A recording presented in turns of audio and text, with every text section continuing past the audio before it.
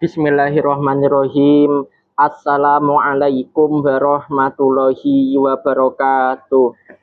Alhamdulillahirabbil alamin. Alhamdulillah.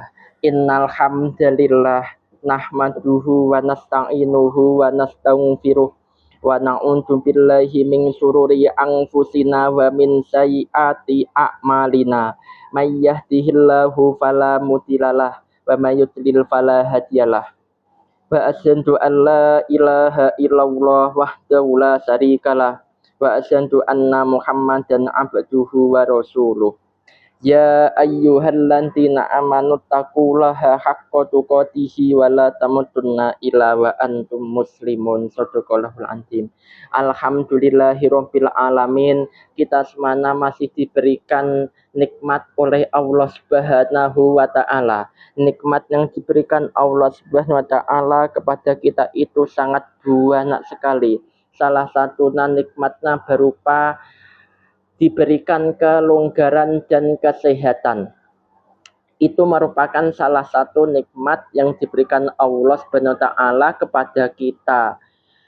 Dan nikmat dua itu banyak orang, ya termasuk saya sendiri ya, itu yang lupa, yang tidak mau bersyukur dengan nikmat itu. Bahkan banyak orang yang menganggap nikmat yang diberikan Allah yang paling tinggi, paling besar itu berupa harta benda, kekayaan, jabatan. Tetapi menurut Allah Subhanahu wa taala nikmat yang paling besar yaitu diberikan ketetapan Islam dan iman.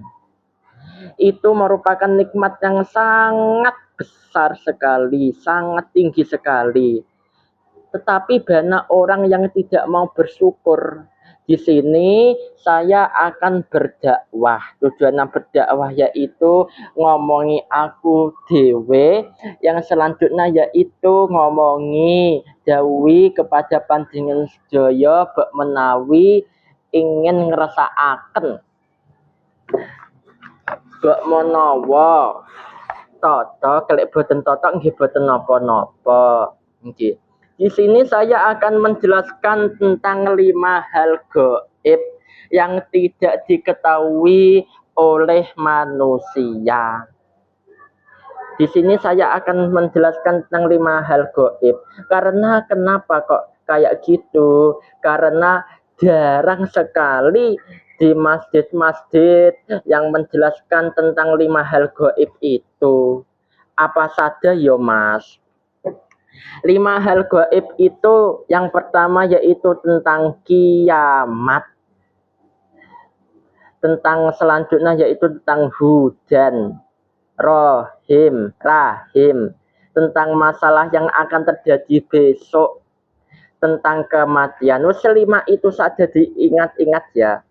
Yaitu dijelaskan di dalam Quran surat Luqman. Surat ke-31 ayat 34. A'udzu billahi minasyaitonir rajim. Bismillahirrahmanirrahim.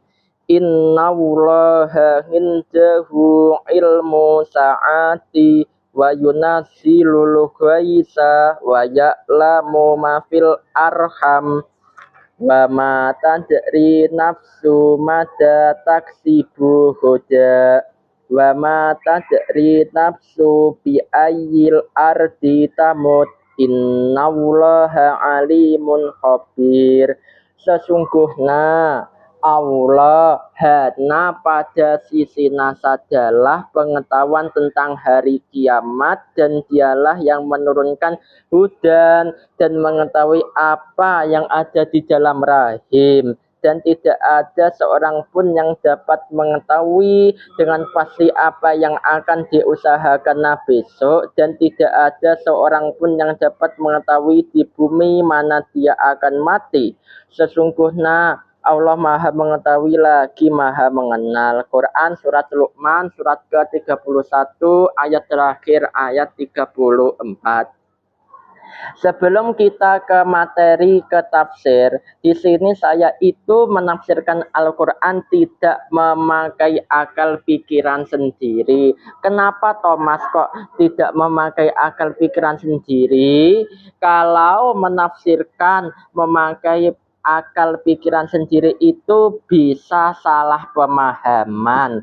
Kalau bisa salah pemahaman itu bisa sesat dan bisa menyesatkan kepada masyarakat apabila didakwahkan, diterjunkan kepada masyarakat.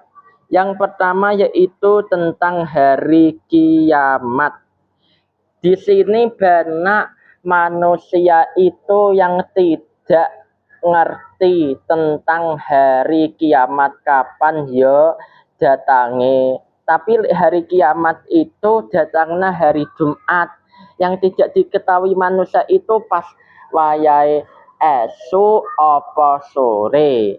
Apa pas wayai jam 12 bengi, apa pas wayai jam 3 esuk, apa pas wayai beduk. Tidak tahu.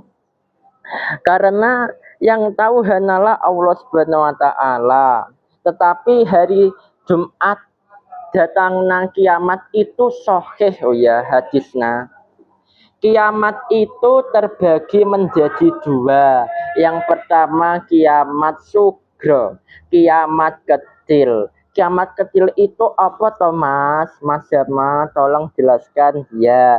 Kiamat kecil itu seperti terjadinya bencana alam banjir, tanah longsor, terus kematian dan bencana-bencana alam yang terjadi di negeri kita ini merupakan salah satu tanda atau ciri-ciri dari kiamat sugro.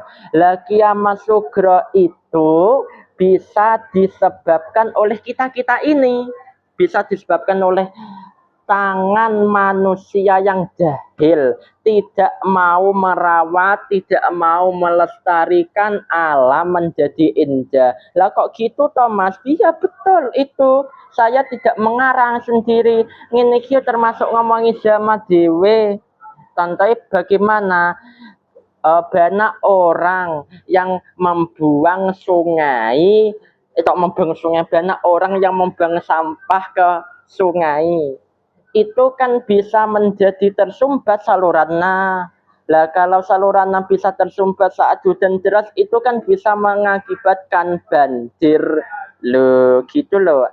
Itu salah satu kiamat kecil, kiamat sugro. Selanjutnya yaitu kiamat kubro, kiamat paling gede. Lah kiamat paling gede ini ya tidak tahu kapan datangnya. Kita ini harus mengimani, meyakini bahwasanya akan ada kiamat ya teman-temanku. Kiamat kubro yaitu seperti datangnya Dajjal, datangnya Isa Al-Masih, Ya'juj Ma'juj, matahari terbit dari barat. Betul ya Bu, Mas? Betul. Apa lagi yang Anda ketahui tentang kiamat kubro? Saya masih lupa ini tentang kiamat kubro itu apa saja. Itu tentang kiamat. Di sini dijelaskan tidak ada seorang pun yang dapat mengetahui kunci-kunci alam gaib. Betul toh? Ini sudah saya jelaskan di awal tadi loh, yang baru baru yang dengarkan. Terketahui bila Allah berkenan memberitahukan kepada hamba pilihannya. Tetapi ini ada tatatannya ya. Hamba pilihan itu bagaimana? Hamba yang betul-betul bertakwa, betul-betul berdekat diri kepada Allah Subhanahu wa taala atau disebut dengan waliullah.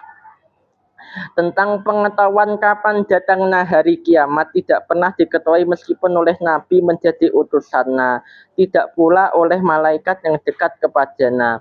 Jadi di sini itu dijelaskan tafsirannya yang pertama tentang kiamat, tentang barang gaib itu diketahui oleh ciptaan hamba pilihan Allah, tetapi yang terkhusus hanya pilihan saja. Yang selanjutnya yaitu tidak diketahui meskipun kui nabi, meskipun itu malaikat. Dijelaskan di dalam Quran surat Al-A'raf surat eh, dijelaskan di dalam Quran surat Al-A'raf ayat 187, la yudaliha liwaqtiha ila huwa, tidak seorang pun yang dapat menjelaskan waktu kedatangan selain dia. Quran surat Al-A'raf surat ayat 187. Dia itu hanyalah Allah Subhanahu wa taala maksud dia. Demikian pula turunnya hujan. Tidak ada yang dapat mengetahuinya selain Allah. Namun jika Allah menghendaki untuk menurunkannya, maka hal itu diketahui oleh malaikat yang ditugaskan mengurusi hujan dan siapa-siapa yang Allah kehendaki dari makhluknya. Di sini ada catatan penting. Sekarang ini kan teknologi canggih ya Bu. Teknologi canggih banyak yang memanfaatkan untuk memprediksi waktu lewat BMKG. Betul ya, BMKG tentang besok itu hujan atau kemarau. Apakah kita bisa, apakah kita boleh melihat itu? Boleh, tapi jangan sampai menjadi keyakinan di dalam hati bahwasanya itu loh betul-betul akan terjadi hujan. Jangan sampai kayak gitu ya. Hanyalah kita itu yakin beriman kepada Allah. Prediksi itu kan tidak tetap hasilnya. Kadang prediksi itu hasilnya ya tidak sesuai dengan angan-angan, tidak sesuai dengan yang kita baca. Contohnya bagaimana Mas Jama? Contohnya diprediksi hujan akan turun jam 2, tetapi pas dilihat jam 2 di sekitar kita itu tidak hujan. Loh, prediksi itu kan cuma kira-kira saja. Demikian pula tidak ada yang dapat mengetahui apa yang ada di dalam rahim perempuan dari apa yang Allah ciptakan menjadi makhluknya di muka bumi, terkecuali hanya Allah saja. Namun bila Allah telah menentukan janin itu seorang laki-laki atau perempuan, seorang yang celaka atau yang bahagia, nistaya para malaikat yang ditugaskan dalam urusan ini dan makhluk-makhluk lainnya yang Allah diketahui memiliki pengetahuan tentang hal itu menjadi tahu. Bapak Ibu yang saya hormati, tentang rahim yang ada di dalam rahim, manusia itu juga tidak tahu wedok apa lanang yo bayine. Ya maka kita ini kalau tidak tahu ya berdoa kepada Allah Subhanahu wa taala, ya lek pamane dikai bayi laki-laki moga-moga menjadi anak yang soleh, taat kepada Allah, taat kepada perintah Rasul, taat kepada Bapak Ibu, guru, Bapak Ibu, orang tua. Kalau seorang perempuan juga didoakan kayak gitu, didoakan semoga menjadi anak yang solehah, tidak bandel. Selanjutnya yaitu tentang masalah hari besok. Tentang hari besok itu ora usah dipikir nemen-nemen. Ngaten niki termasuk ngomongi kula tiyambak lho Pak, Bu, orang ngomongi panjenengan sedaya. Karena boleh jadi yang saya tuturi itu hatinya lebih bersih daripada yang ngomong ini. Jadi kita ini tidak boleh sombong peh neng ngarep dhewe, peh iso ngomong ge engko masuk surga. Ya tidak boleh kayak gitu. Bahkan ya wong sing makmum, wong sing jamaah itu bisa masuk surga terlebih dahulu daripada yang ngomong kayak gini. Karena tanggung jawabannya itu lebih besar yang ngomong daripada yang makmum atau jamaah. Nah, jadi untuk masalah besok itu jangan sampai kita pikir nemen-nemen karena itu belum terjadi. Lek sesok ya sesok, saiki ya saiki. Lek dipikir ujung kelakon engko garai stres. Wis to, garai mumet. Betul itu. Ini juga dijelaskan di dalam Quran surat Luqman tadi. Masalah besok manusia itu tidak ada yang tahu. Gitu. Yang penting kita ini bertakwa kepada Allah. Kalau kita bertakwa kepada Allah, pasti Allah itu memudahkan urusannya yang sulit. Dan Allah itu pasti memberikan rezeki yang tidak terduga-duga. So, pokoknya awak dhewe ya 3B. Berdoa kepada Allah. Kita ini wajib berdoa kepada Allah. Udah uni fastadi lakum. Dalu'ah to nang Gusti Allah pasti tak terkabulkan. Lah, penjaluan Gus kita ini kepada Allah itu kan pasti terkabulkan. Itu bagaimana toh Mas Jam? Aku ki wirawiri rona rone donga jaluk pajero, donga ben iso haji, donga ben iso jadi guru PNS, donga ben iso jadi pejabat. Lah tapi kok ora iso terkabulkan toh Mas Jam? Ya pasti itu dikabulkan tapi jalure liwate itu beda loh. Contoh gini, Zama, ini Zama ya. Zama itu meminta agar mendapatkan rumah yang megah. Tetapi Allah Subhanahu wa taala itu mengasih rumah yang sederhana. Lah karena kenapa? Karena Allah itu tahu kemampuannya Zama saat bayar pajak sak piro to. Oh, bayar pajak Zama itu mampu niki 50%. 50% dari penghasilan niki ya isone rumah yang sederhana itu. Jadi gini ya, yang pertama tadi Zama jaluk A, tetapi Allah itu mengkasih yang B. Karena kemampuan Zama itu yang B tadi. Selanjutnya yaitu Zama meminta agar dikai padero. Contoh ini ya, tidak tenanan loh. Tetapi Allah itu mengkabulkannya beberapa hari yang akan datang, beberapa bulan yang akan datang, bahkan beberapa tahun yang akan datang. Contohnya kayak gitu. Maaf ya, ini lupa kok iso babakan doa yang dibahas itu kan masalah rahim. Ampunten. Contohnya kayak gitu. Karena Allah itu suka kepada orang yang soleh, yang selalu berdoa kepada Allah. Mungkin kalau kita ini berdoa terus tidak terkabulkan, Allah itu suka dengan kita, mungkin kayak gitu ya. Ini kalau membahas doa itu lama. Selanjutnya yaitu tentang kematian.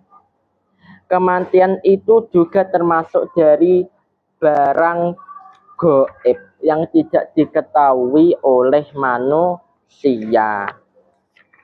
Lah kita ini harus selalu mempersiapkan mempersiapkan amal soleh kita, mempersiapkan ibadah kita dengan sebaik-baiknya, ibadah dengan didasari ilmu, agar amal kita ini diterima oleh Allah. Kayak gitu. Itu saja, karena saya ini sudah masuk pelajaran, karena waktunya ini ya waktu berdakwah itu sangat singkat sekali. Apabila saya ada salahnya, saya minta maaf sebesar-besarnya. Di sini saya itu tujuannya belajar berdakwah, ngomongi dewe dan ngomongi kepada panjenengan nan sedoyo. Kita akhiri dengan doa kafaratul majlis. Subhanakallahumma wa bihamdik, asyhadu alla ilaha illa